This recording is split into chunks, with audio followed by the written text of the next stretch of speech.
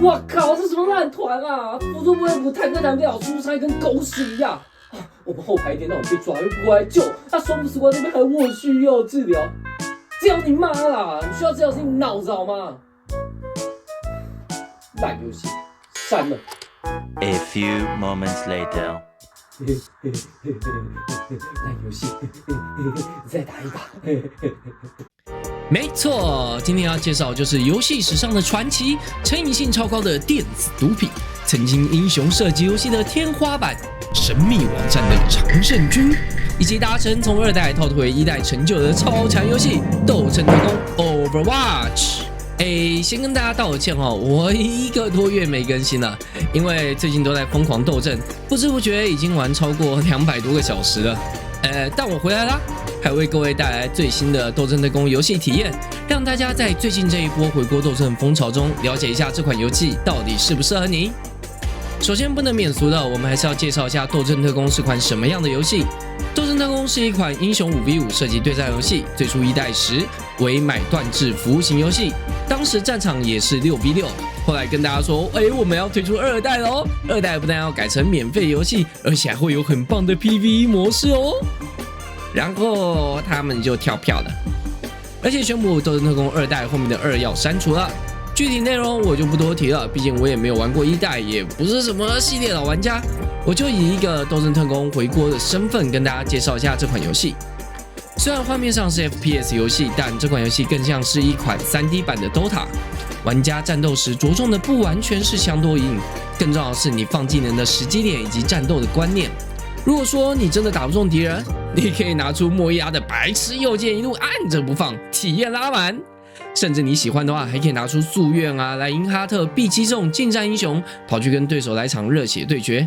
一定程度上，你可以说这是款观念比准头更重要的游戏。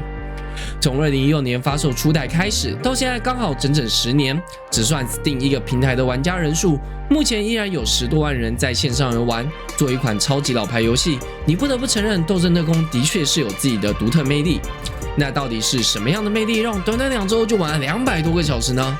别急，马上跟各位介绍这款游戏的优缺点吧。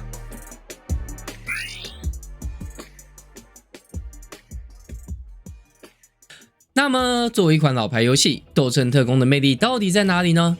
其实我觉得这游戏玩起来更像任天堂全明星大乱斗。任天堂全明星大乱斗虽然是一款格斗游戏，但招式的按法非常简单，即使你是不太擅长格斗游戏的新手，也可以轻松使用技能或绝招翻盘逆转。作为一款 FPS 游戏，《斗阵特工》枪法打得好当然加分，但即使你的枪法不够好，技能用得好，也有机会带领团队翻盘。你完全可以当一只从头到尾都在打空气的炸弹鼠，却在最后一波会战一发飞轮炸5个，最后拿下游戏的胜利。虽然 Apex 看起来跟斗阵特工很相似，都是英雄技能游戏，但 Apex 技能占比并没有那么大，最终还是要回归到谁枪准这件事情上。而在斗阵特工，如果你枪准的话，可以玩夺命女这种超级狙击手。如果你想要传统 FPS 体验，可以用跟传统 FPS 概念相差不远的士兵76。或者你不知道怎么点人头，那你就拿莱因哈特一路挥锤打出一条生路。游戏的角色池很深，玩法也是千奇百怪，再加上一波正确的技能使用，就可以让自己主宰战局。这样玩家在失利时会有一种错觉，那就是我没有输啊，是他的技能太 OP 啊。于是新手的挫折感就会降低，满心期待等到自己放大时换自己来秀一波。这也是为什么许多斗阵特工玩家都会强调造成有效伤害。游戏中打了多少伤害，甚至拿了多少头都不是最重要的，重要的是你能不能在最关键的那场战斗中发挥作用，阻止敌人达成目标，这让每个人都觉得自己很有用。另外，游戏的节奏偏快，短的话一场在10分钟内就可以结束，这种快节奏的游戏方式让玩家能够轻易的一场接着一场玩耍。而与快节奏相对的，则是战斗拉扯 TTK 其实不算短。由于团队分工的缘故，前线有坦，后有捕师，玩家其实没有很容易被秒杀，这点也让新手玩家加入游戏的负担减少。毕竟 FPS 游戏难上手一个原因就是玩家很容易一扑在枪械上就炸开，根本没有游戏体验。而斗阵特工里面虽然也有几率被炸开，但至少玩家存活时间是比较长的。如果再进一步来看的话，斗阵特工主要打的模式分别为混合，也就是推车、占领闪击战。注意到了吗？这里面其实没有单纯的死斗，因为这是一款团队游戏，更重视玩家如何与团队一起达成目标。也正因此，即使玩家不太擅长与对手钢枪，只要能做出对任务目标有益的行动，你依然在参与游戏，不会感觉到我在这版游戏里毫无作用啊。当然，你想要打死斗也是有这个模式，但比较没有那么多人在玩。最后啊，则是那丰富的角色池，那么多人物，风格差异如此悬殊，总有一个能够让你喜欢的人物。而且角色技能虽然多样，实际上大多不会太过复杂，玩家只要抓这几个角色玩几场，总是会慢慢上手的。所以整体而言，对于新人而言，能够学会玩自己的角色并不困难，甚至稍微理解一下游戏后，对于战场也能有一定程度的影响力。它的学习成本高，主要是在从新手到进阶的这段过程，但上手门槛其实是算低的。当然，作为一款服务型游戏，经营团队愿意花多少心思持续营运，将会很大程度的影响游戏的活跃度。而在这方面，暴雪团队可以说是已经打下了非常好的基础。我说的就是人物塑造。在《斗阵特工》1代刚推出的时候，这游戏里面最重要的人物就是那个星星啦。作为一只月球基地上的实验品，温斯顿完全不像传统的射击游戏主角。毕竟，谁能想到一款射击游戏的主角团队长竟然会是一只猩猩呢？但正因为这种不按牌理出牌的做法，让斗阵特工有着许多有意思的人物。无论是疯狂火宝、蓝露珠与炸弹鼠、帅气的卡西迪、骄傲的莱因哈特、韩系女神 Diva， 以及天真浪漫的朱诺等等等等，斗阵特工有着许多充满魅力的人物。整个游戏没有什么角色是无聊的，没有什么角色。没有什么角色是，好吧，还是有那么一点啊。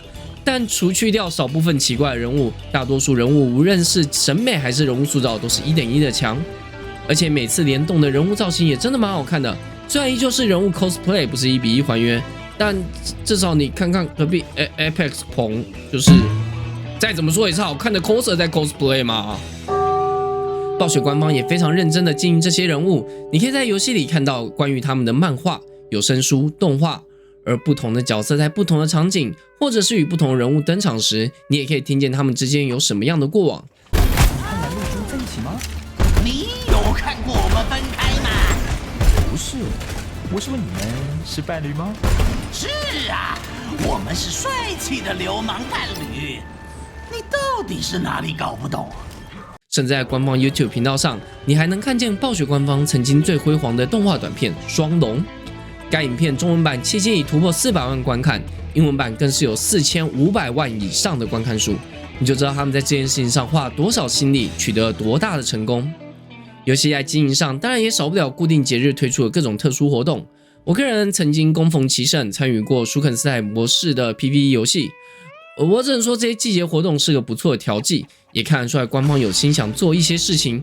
那至于每个活动的好坏，说实话，没有什么服务型游戏的活动每次都是成功的。至少10年来，他们都有努力推出一些东西，至今依然活跃着，那就是在及格线以上。简单来说，斗阵特工是一款设计上对于新手相对友善，玩家玩起来挫折感不高，花点时间可以练到一定程度的游戏。对我这种枪不太准的 FPS 废物而言，只要技能放得好就能够产生影响力，这一点也是大大的加分项。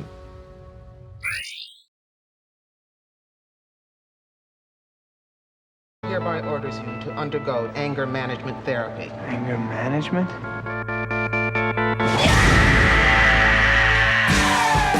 没错，玩斗阵特工就是在修行，你每天都在修自己的脾气。我现在都不跟人家讲我在玩游戏，我都说我在禅修阿弥陀佛。坦白说，这方面你很难苛责斗阵特工，而且实际上玩一整天会遇到嘴臭的对手也并不多，但那1-2个嘴臭仔就是会让你很难受。对手打赢你，对你 T back 或者公平呛下 easy， 尤其是打得越烂跟胜负越无关的人越喜欢这样。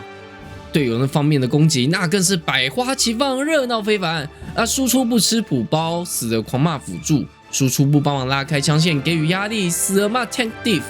辅助从头到尾狂输出，打不赢骂输出。坦克一路往人群冲到辅助看不到的地方，死了一样骂辅助。以上种种都是你玩斗阵特工可能会面临的攻击，更甚者会把你挂上网络公审。而在游戏设计上，更让某个位置特别要扛压，那就是坦克。斗争特工虽然也有6v6模式，但5v5模式还是目前我个人最常玩的。在5v5模式下，因为坦克只有一个人，他的单兵实力的确比大部分其他人物还要强悍。但反过来说，坦克如果打得太差，那这场游戏基本上规则排掉啊。毕竟其他位置打得不好，你还可以祈祷同一位置的另一人能发挥点影响力。但坦克如果打不好，就没有其他人可以帮助你扛住枪线，乃至于队友的火力。当然，其他位置也有自己的压力，像是辅助常被期待过多的补血，却常常被忽略其应该是半输出半治疗的定位。输出更是直接要在前线扛压，却因为优先治疗度的关系，必须要自己记熟哪边有补包可以吃，以免造成战线崩溃。每个位置要学的东西都很多，而且都没有地方可以学习。可能会有人想说，那这样子我们就去娱乐场地的新角嘛。但遗憾的是，即使是打娱乐场，你有可能遇到认真魔人嫌弃你不会玩这个角色，就不要玩，去靶场训练嘛。去靶场训练不是不行，但能学的东西有限。至于去找人机练习呢，很遗憾，这游戏的电脑 AI 让你根本练不到东西，电脑不会站位，不会分线，他们就挤成一坨往你脸上喷过来。对于新人而言，虽然角色上手并不算复杂，但如何理解战场展开行动这件事情，真的就只能在与人对战中慢慢练习。所以虽然学习角色不难，但游戏的上手成本却很高。像前面说过，这款游戏有丰富的英雄池，其实另一方面也是增加玩家游玩的复杂性。比如说，游戏有个坦克叫扎利亚，它的特色是可以在自己或队友身上套盾，一旦盾遭到攻击，就会增加它本身的攻击力。如果新手像遇到其他坦克一样，看到盾就全力破盾，反而可能会造成整个队伍的痛苦。更进一步说，哪些技能可以挡住，哪些技能可以反弹，哪些技能可以吸收，这些全部都需要玩家对于角色的理解。新手并没有办法靠着简单的操作理解去面对这些局面，你需要尽可能多玩一些英雄，这样才知道面对特定英雄时该如何反应。再加上游戏中存在着明确的角色克制关系，如果是其他位置，你还可以祈祷队友能出个克制英雄帮忙。当然，如果你玩的是坦克，遇到克制的英雄，真的除了尽快换英雄之外，没有别的办法。我知道这时候可能会有高手说，没有啊，那我克制啊，我遇到谁都出D吧。那是因为你是高手啊。在程度相当的对局中，如果玩D吧玩家遇到扎利亚在对面，那真的是不换角就等死。所以讲到现在，我们来算算玩斗争特工必要的门槛有哪些。1. 你需要会操作你的英雄。2. 你需要懂得阅读战场局势，知道何时进退跟何时放招。3. 你需要认识大多数英雄，至少做到不送能量给对面。4. 同一位置你至少有2-3个可选名单，以免被克制时无法反击。5. 你跟你队友要有良好的心态，无论输赢都不问候对方父母。毕竟，斗争特工是一款经营了10年的游戏，10年累积下来的角色池、改版变化，所有东西都已经太多了。游戏里的英雄技能太独特，说好听点是玩得好可以很秀，说难听点就是你要同时面对5名不同的机制怪，还要会玩能够克制对方的英雄。而这一切再加上不太友善的游戏环境，都是让新人踌躇不前的困境。那这时候可能又有人要说啊，你前面不是说人物设计跟背景剧情很棒吗？那我能不能靠我对人物的爱撑下去呢？能，如果你玩的是10年前的斗争特工的话。让我们面对现实吧。当年的斗争特工短片非常棒，也的确引发了一些讨论跟关注，但这些影片对剧情有起到多少推进作用吗？没有，你还是一样该推车推车，该站点站点。而且如今的斗争特工也不再推出那么多有意思的短片了，每次推出的短片几乎都是例行公事似的，介绍新英雄、新服装，就连地图也都是那几张重复的地图，早就已经打腻了。而且中间还经历过一阵 DEI 荼毒，有些漫画人物画的真的很丑，还推出了一些让人光看脸就没有什么选取欲望的英雄，让玩家对于人物的好感度大幅下降。最初，暴雪说推出《斗争特工2》要引入剧情模式，大家都很期待这个模式可以推动原本就已经很丰富的人物背景故事，让剧情继续推进。但正如大家所知的那样，剧情模式跳票了。他们在取消剧情模式后，推出了一个 PVE DLC 包致谢入侵。但这个仅包含3个关卡小 DLC， 问题一堆，完全感受到制作团队的敷衍了事。首先呢，这是一个最多4人游玩的模式，这就已经很离谱了。你斗阵特工的主要玩法是6v6或5v5，就 DLC 搞个4人模式，平常一起玩的朋友根本没有办法来同乐。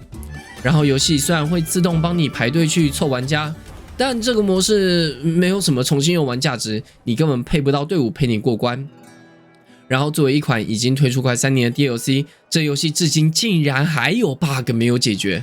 游戏的动画存在云端，但伺服器又不好，导致我看到剧情动画开头几秒几乎都是糊的。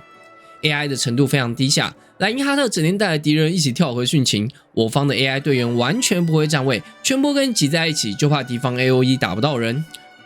或许跟人配对体验会上升吧，但是这个关卡的完成度根本让人不敢拉朋友入坑。更重要的问题是，关卡并没有依照游戏逻辑去设计。举例来说，萨尔达传说旷野之息整个游戏逻辑都依照在旷野探索战斗下去设计，所以武器会坏掉，玩家需要收集资源与新武器，也要找食物去烹煮。你不可能把这个游戏设计逻辑直接套用到无双游戏里面。可是在支线入侵里，游戏的设计跟关卡设计就好像是2组不同人马分开来做的，许多英雄在这模式里根本没有发挥空间。比如说闪光这种侧翼骚扰型英雄，在这个敌人每个都硬到不行的模式里就显得非常弱势，完全不知道他在关卡中的地位是什么，谁玩谁坐牢。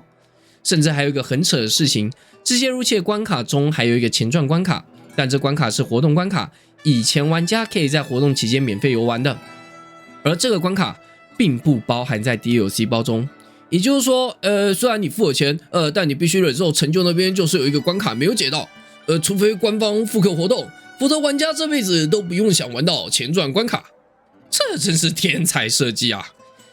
敌人的设计呢，就是那种单纯到显得有些老套的设计方式。第一关 BOSS 要他撞击中央能量装置才有破绽可以攻击，可是他竟然会卡地图撞不到能量装置，这就显得地图设计有点欠考虑。第一关至少还有点变化跟场景破坏，可是到了第3关登场一台超大的机兵，看起来好像很厉害，结果整个地图上没有看到它展现出半点威胁性。机兵最大的战绩竟然是打破一片玻璃，你敢信？最后则是翻译的问题，不知道为什么支线入侵的中文翻译非常不用心。我给各位看这个片段。这座城市还剩下多少人在防守？你根本是在看他。这里原本所结论的意思是这座城市只剩他一个人在苦撑了，结果中文竟然直接把原文直翻成你根本就是在看他。这种翻译方式让对话沉浸感破坏度很大，所以我们必须面对一个现实，就是现在斗阵特工对于扩展 PVE 模式增加剧情的部分可以说是完全没有兴趣。人物设定是很有意思，剧情设定也有很多值得深挖的部分，但就像是 low 的人物设定一样，剧情背景设定很多，却对游戏没有半点影响。PVE 跟剧情拓展部分基本上已经不需要期待了。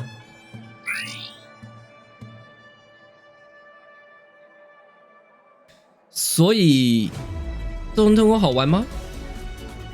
我会说好玩。作为一款 PVP 游戏，它在英雄设计、战斗平衡上的确很有意思。每场10分钟左右的战斗，也让人能够忍不住一场接着一场打下去。如果你有一群一起玩的朋友，大家一起努力学习进步，感觉自己越来越强，那的确是好玩的。它是一个很适合一群喜欢 FPS 的朋友一起玩的社交游戏，有朋友体验会大幅上升。但当然，如果你朋友打得很 chill， 但你很认真，或反过来你打得很 chill， 但你的朋友打得很认真，大家游玩时的游戏体验都会大幅下降。如果你的朋友很强，瘾分很高，你在新手时期的体验会很差，更不用说5排排队都超久的。但这是可以改善的问题吗？其实没办法。为了要让大多数人都有最好的游戏体验，5排当然会尽可能跟5排玩家对撞。同样的，你的朋友是很强大的大腿，那对面也会尽量帮你配对手也有很强的大腿，这也是为了让进游戏的新手不会一上来就感到挫折。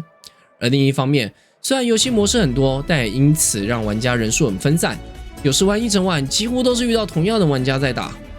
地图池很浅，每天玩的差不多就是那几张地图。PVE 部分只能期到官方推出的活动里有有趣的 PVE 关卡，否则你就算花钱买 DLC 包，体验还是很差。当然 DLC 包不贵，就是买1000点代币的金额，而且也有送你1000点代币跟所结不怎么好看的 skin 跟一些贴图语音通行证。对，我知道所结那个造型是动画中出现过的，有其意义，但真的就不好看啊。如果你是本来就打算买代币的玩家，买个致谢入侵 DLC 包不亏，就当做买点数送游戏。可是它并没有满足玩家当初对于 PVE 模式的期待。而这类 PVP 游戏最大的问题就是疲累感。我每次打斗阵特工都会陷入一种标准轮回，就是刚开始玩的时候兴奋乱打，打一打发现自己的不足，开始上网观看各种教学影片，好不容易开始变强了，对手也跟着变强，然后就在学习中开始反思，我又没有要打职业赛，练这么辛苦干嘛？于是放弃了游戏。相较起大逃杀类游戏还有一定的不确定性，斗阵特工打不赢就是打不赢，即使你在一两波团战中可以全灭对方，只要对手比你强，你终究还是要被电的。而且这是一个团队游戏，即使有很粗的大腿给你抱，你自己打得烂就是输啊。但这又是一个无解的问题嘛，因为 PVE 游戏整体来说就是要配到跟你差不多或比你强一点的对手，以确保双方都有良好的游戏体验。所以无论你成长到哪个阶段，你永远都会遭到打击的。而这也正是我没那么喜欢玩 PVP 游戏的原因，因为我不喜欢无止境的菜就多练。如果你跟我一样是一个喜欢传统破完一款游戏接着玩下一款的玩家，你可能不会很喜欢斗阵特工。但相对的 PVP 游戏带来的游戏体验就是比 PVE 刺激很多。如果你喜欢这类游戏，斗阵特工绝对是在这个领域中顶尖的作品。总结来说，我会给斗阵特工4颗星的推荐度，值得推荐。这款游戏依然是一款很经典的 PVP 英雄对战游戏，只可惜它错过很多能够变得更好的机会，让自己在原地止步不前。制作组放弃了2代的 title， 直接把原本承诺玩家的 PVE 模式放生，也是一种警讯。现在斗阵特工的营运方式主要就是卖 skin 出新英雄，有点失去了原本剧情设定丰满的特色。虽然今年还可以靠着新出的英雄让玩家重燃热情，但之后呢？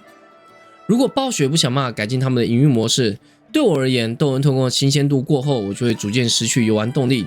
今年还有5个英雄要适应，说实话，我现在光想就觉得有点头痛了。推荐给1喜欢人物设计有特色的英雄对战游戏玩家，2想打 PVP FPS 但枪不准的玩家，3有朋友陪你一起玩的玩家。不推荐给1我就怕被骂的玩家，2不想动脑的玩家，3喜欢高精度枪战的玩家。有朋友陪你一起玩的话，斗阵特工的体验还行，只要你朋友的影分不要太高，跟你配对妖魔鬼怪，跟朋友一起5排还算好玩的。但如果你是单排的话，你就必须要忍受学习过程中被人狂嘴、打 RK、坐牢欲哭无泪的痛苦。以上就是今天的节目内容，感谢您的收看。离开前别忘记按赞、订阅、小铃铛，还有多支持我卡卡的小猪频道。我是柚子，我们下次见，拜拜。